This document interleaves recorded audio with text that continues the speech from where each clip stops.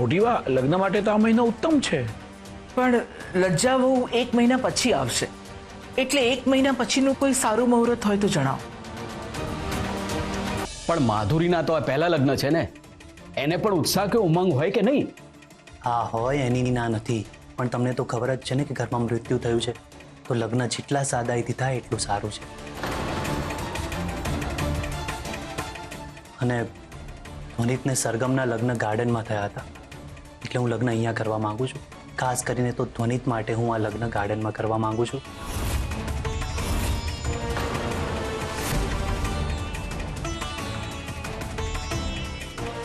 પણ મારી તો એકની એક દીકરી છે ને. પણ પપ્પા, તમે લાગણીઓને સમજો. ધ્વનિતભાઈ ચિરાગના બહુ ખાસ હતા અને એ બંને એકબીજાના બહુ જ નજીક હતા. એ ઈચ્છે છે કે જ્યાં સરગમ અને ધ્વનિતભાઈના લગ્ન થયા હોય ત્યાં જ અમારા થાય તો સારું કહેવાય. મને એમ લાગે છે ને કે આપણે ચિરાગની વાતનું માન રાખવું જોઈએ. ઠીક છે? ઠીક છે, તો ચિરાગ ઈચ્છે એમ જ થશે. ચિરાગની ઈચ્છા છે સાદાઈથી લગ્ન કરવાની, તો આપણે સાદાઈથી લગ્ન કરીશું. Thank you.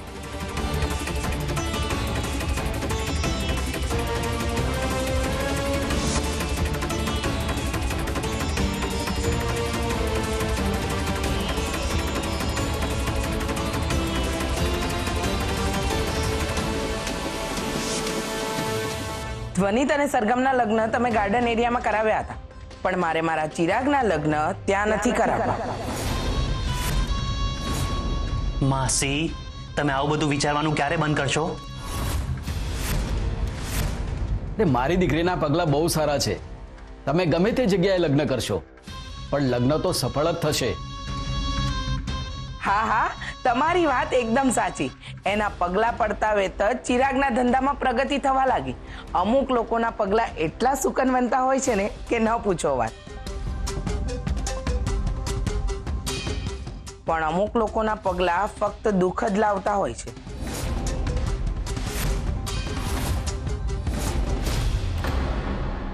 પણ તમારી દીકરી હવે અમારા પરિવારની સભ્ય બનવાની છે, એટલે હંમેશા સારું જ થશે. ચલો ને, મેં આખું ઘર નથી જોયું, મને ઘર બતાવશો? મારે મનસુખ અંકલ સાથે થોડી વાત કરવી છે. સરગમ, તો એક કામ કર ને, માધુરીને આખું ઘર બતાવી દે ને.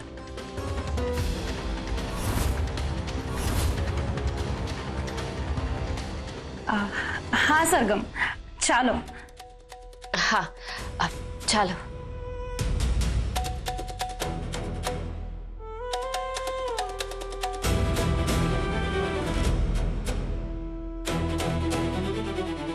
અરે તમારી ચા.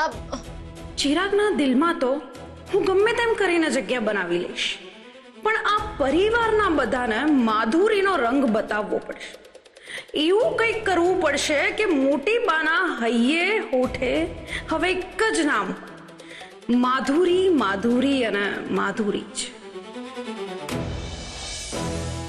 આવો, આ મારો રૂમ છે અને એનું બધું જ ઇન્ટિરિયર માલિકની પસંદનું જ થયું છે.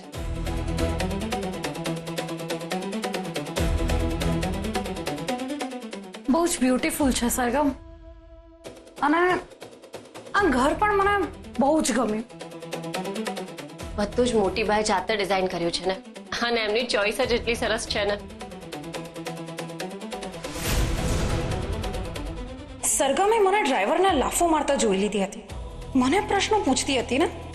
હવે હું સરગમને સીધી કરું છું, એને એની જેઠાણીનું અસલી સ્વરૂપ બતાવું છું કે આ ઘરમાં આવીને હું એની એ હાલત કરીશ કે એને વિચાર્યું પણ નહીં હોય. બહુ બને છે ને બધાની માનીતી.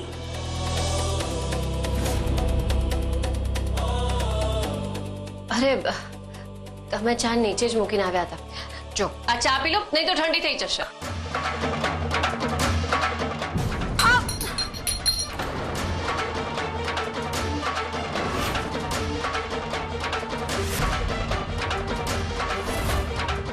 ચા ગરમ હતી ને મારા કપડા પર. શું થયું? સોરી, મેં કંઈ જાણી જોઈને નથી કર્યું. સરગમ, તું ધ્યાન નથી રાખી શકતી કે શું? કે પછી આ બધું જાણી જોઈને કર્યું છે?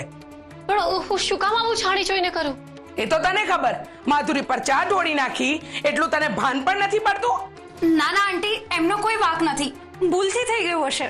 એમાં શું? ના માધુરી બેટા, તું આને ઓળખતી નથી.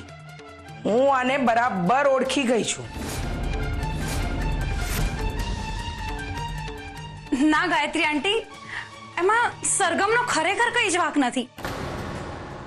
એકચ્યુઅલી હું એમની સાથે ધ્વનિતભાઈની વાત કરતી હતી ને, કદાચ એમનો હાથ વળી ગયો. બાકી એ શું કામ જાણી જોઈને મારા ઉપર ચા ઢોળશે?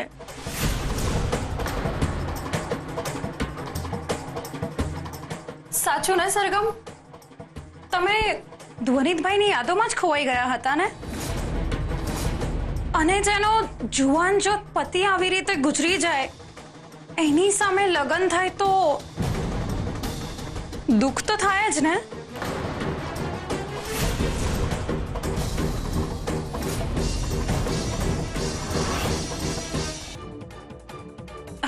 આવું થાય. તમે ચિંતા ના કરશો ગાયત્રી આંટી. માધુરી, ચાલ તું તારા કપડાં સાફ કરી લે. તમે તકલીફ ના લેશો મીરા આંટી, હું ઘરે જઈને ચેન્જ કરી લઈશ.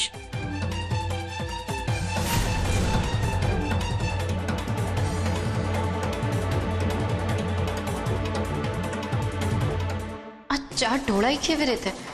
મને તો કંઈ સમજાયું જ નહીં. હવેથી તું માધુરીથી દૂર રહે છે. ગાયત્રી બેન,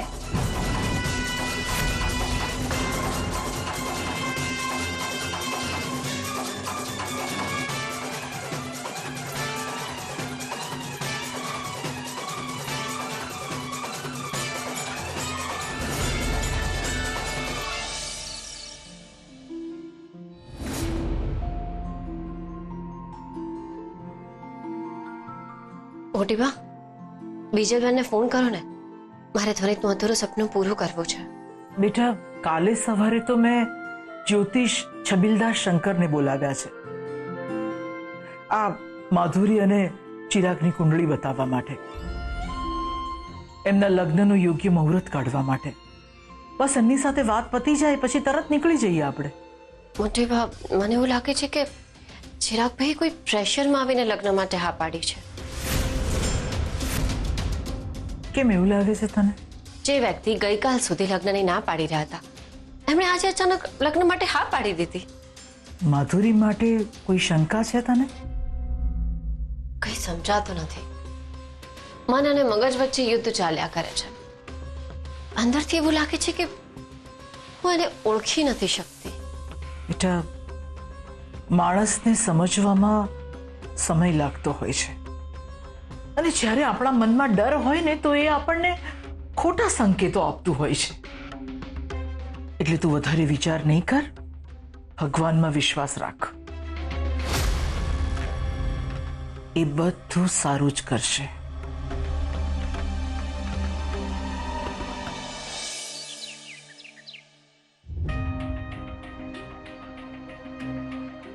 આમ તો લજ્જા ભાભી ખુશ હતા, પણ માધુરીના દેખાવને જોઈને થોડો સંકોચ હોય એવું લાગ્યું મને. હા, પણ એમનો પૈસો અને એમનો પાવર પણ તો જોવાનો હોય ને. અને મારી પણ લજ્જાબેન સાથે વાત થઈ હતી, મેં એમને સમજાવી દીધા અને એ માની પણ ગયા છે. અને આમ પણ ચિરાગ ક્યાં કોઈની સાથે લગ્ન માટે હા પાડતો હતો?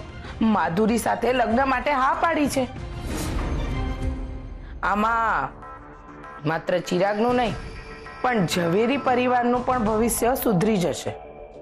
પણ મારું મન નથી માનતું. એ આવે ને પછી જ આપણે મુહૂર્ત કઢાવીએ. એનો નિર્ણય તો હવે મોટીબાના જ્યોતિષ જ લેશે ને. છબીલ શંકર મહારાજ હમણાં આવતા જ હશે. મોટી બા, લજ્જા ભાભી સાથે મારી હમણાં જ વાત થઈ. એમને આવવામાં હજી 1 મહિનો લાગશે. એ આવશે પછી જ લગ્ન લઈશું. જય શ્રી કૃષ્ણ. જય શ્રી કૃષ્ણ મહારાજ. જય શ્રી કૃષ્ણ. આવો આવો, બેસો ને, બેસો. સરગમ, ચિરાગ અને માધુરીની કુંડળીઓ લેતી આવ ને બેટા. 1 મિનિટ સરગમ, તું રહેવા દે. શુભ કાર્ય છે ને, હું લઈને આવું છું. તું બધા માટે ચા બનાવ.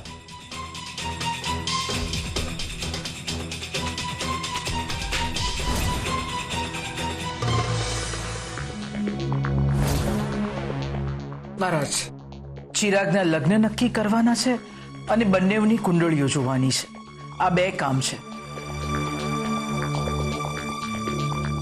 સાથે સાથે લગ્નની તારીખ કઈ નક્કી કરવી એ માટે તમને બોલાવ્યા છે અહીંયા.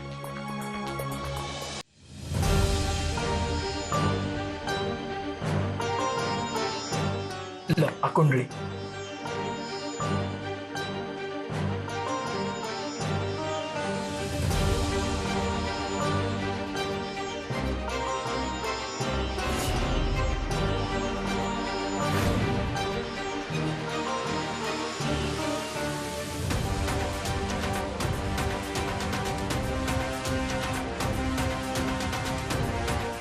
મોટી બા, લગ્ન માટે તો આ મહિનો ઉત્તમ છે. પણ લજ્જા બહુ 1 મહિના પછી આવશે, એટલે 1 મહિના પછીનું કોઈ સારું મુહૂર્ત હોય તો જણાવો.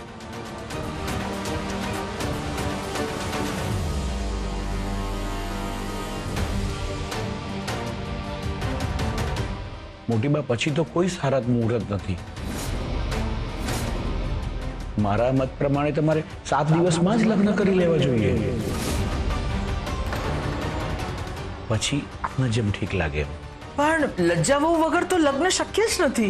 ચિરાગ અને માધુરીની કુંડલીને અનુકૂળ એના પછી 1.5 વર્ષ સુધી કોઈ મુહૂર્ત જ નથી. જો આ 7 દિવસની અંદર એમના લગ્ન કરી નાખશો તો એમનું લગ્ન જીવન બહુ સુખી રહેશે. નહીતર પછી જ્યારે પણ લગ્ન થશે ત્યારે એમના જીવનમાં ઘણા બધા વિઘ્નો આવશે. હા, તો પછી આપણે અઠવાડિયામાં લગ્ન નક્કી કરી નાખીએ. અને આમ પણ લજ્જાબેનને હું સમજાવી દઈશ અને લગ્ન વખતે આપણે વિડીયો કોલ પણ કરીશું ને. મારા મત પ્રમાણે આપણે આ 7 દિવસની અંદર લગ્ન લઈ જ લેવા જોઈએ. પણ લજ્જા ભાભી વગર બીજો કોઈ રસ્તો નથી મહારાજ? મોટી બા, તમને તો ખબર છે ને કે મારું ગણિત ક્યારેય ખોટું પડતું જ નથી.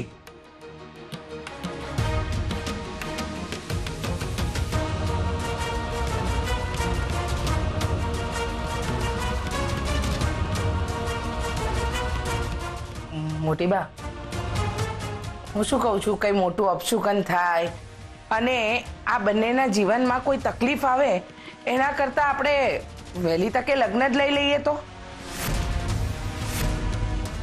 અને આમ પણ આ ઘરમાં જે પ્રકારના માણસો રહે છે ને એ પ્રમાણે તો ગમે ત્યારે ગમે તે થઈ શકે.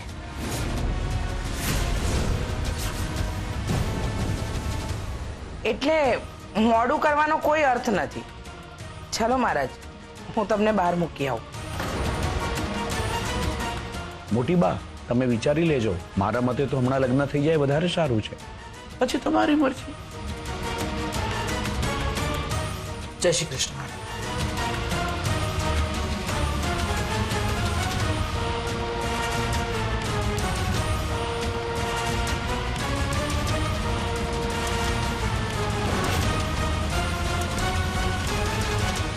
ગાયત્રીબેન, કુંદનબેન મારા પર આંધળો વિશ્વાસ કરે છે. મને આજે ખરાબ લાગી રહ્યું છે કે મેં એમને ખોટું કહ્યું. મારે આવું કહેવા જેવું નહોતું. ચિરાગના લગ્ન માધુરી સાથે થવા બહુ જરૂરી છે અને આ તો ધર્મનું કામ છે. ધર્મના કામમાં ઢીલ ન હોય. બાકી તમે આ 7 દિવસ પછીનું જે મુહૂર્ત કાઢ્યું છે એ તો સારું છે ને? હા હા, એ તો સારું છે. બસ તો પછી એમ સમજો કે તમે અર્ધ સત્ય કહ્યું છે. યાદ છે યુધિષ્ઠિરે અસ્વસ્થામાં હણાયો ત્યારે કહ્યું હતું એ અર્ધ સત્ય હતું. તમે આ વાતમાં ગિલ્ટી ફીલ કરવાની જરૂર નથી. લો, તમે આ દક્ષિણા રાખો અને ચિંતા છોડી દો. જય શ્રી કૃષ્ણ. જય શ્રી કૃષ્ણ.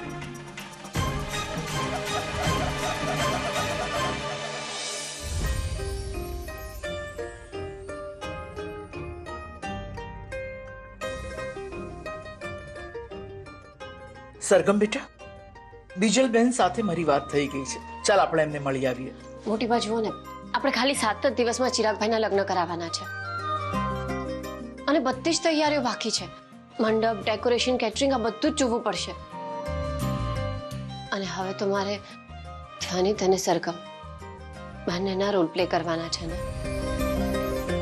ઠીક છે બેટા.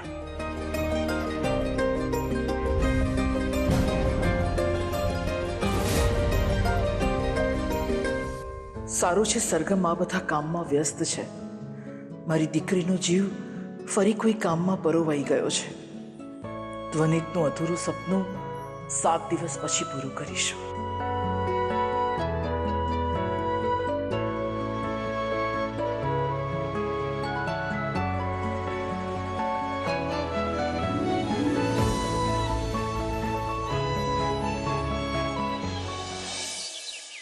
ચિરાગભાઈના કપડા, શૂઝ, વોચ, સ્કિન કેર, હા સ્કિન કેર પણ આવી ગયું, સોક્સ, સ્નીકર્સ, હલ્દી પણ આવી ગઈ. રાઈટ, બધું જ ડન.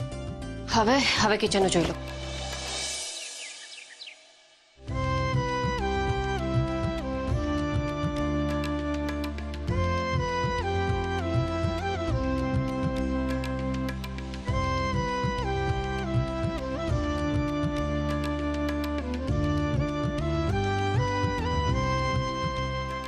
સરગમ, લા.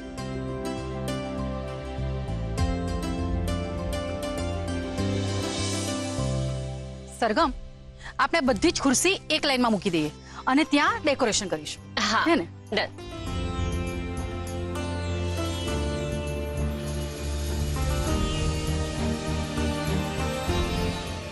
એક તો આ છપ્પર પગે અહીંયા જ ફરે છે. મને તો ડર છે કે ક્યાંક મારા દીકરાના લગ્ન આના લીધે બગડી ના જાય.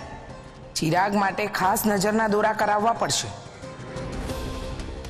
અરે ગાયત્રી આંટી, તમે અહીંયા ગરમીમાં કેમ ઊભા છો? મીરા, તમે આની મદદ શું કામ લો છો? આવા સારા પ્રસંગમાં આ સરગમને ઇન્વોલ્વ શું કામ કરે છે? ગાયત્રીબેન, તમારા મનમાં આવા બધા વિચારો આવે છે ક્યાંથી? સરગમ ચિરાગની બહેન છે તો પછી એના મનમાં ઉત્સાહ હોય કે ના હોય? એક વાત સાંભળી લેજે, આ છોકરીને હું લગ્નની કોઈ પણ વિધિમાં નજીક નહીં આવવા દઉં. અને તારે મોટી બાને કહેવું હોય ને તો કહી દેજે. હું નથી ઈચ્છતી કે આના કારણે મારા ચિરાગના લગ્નમાં કોઈ પણ પ્રકારની બાધા આવે.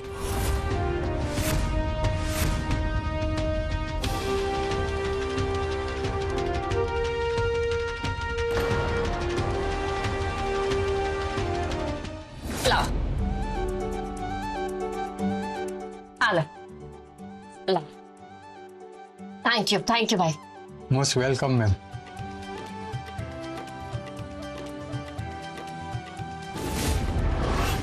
ચિરાગભાઈ, મેં બધા જ ટ્રેન્ડી કલર્સ મંગાવ્યા છે.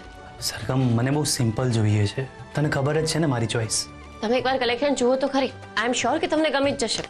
આ જો કે પછી આ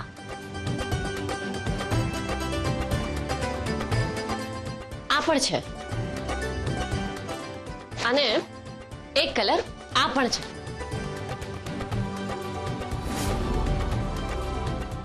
ઠીક છે, આ મને પસંદ છે. ઠીક છે, ડન. તો હું આને હમણાં જ રેડી કરાવી દઉં છું.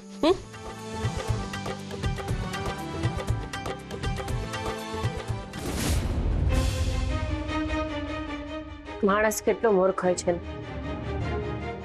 અને એવું લાગે છે કે જેને પ્રેમ કરે છે એની સાથે આખું જીવન રહી શકશે. એને ખબર નથી હોતી કે કયું good bye last good bye બની જશે.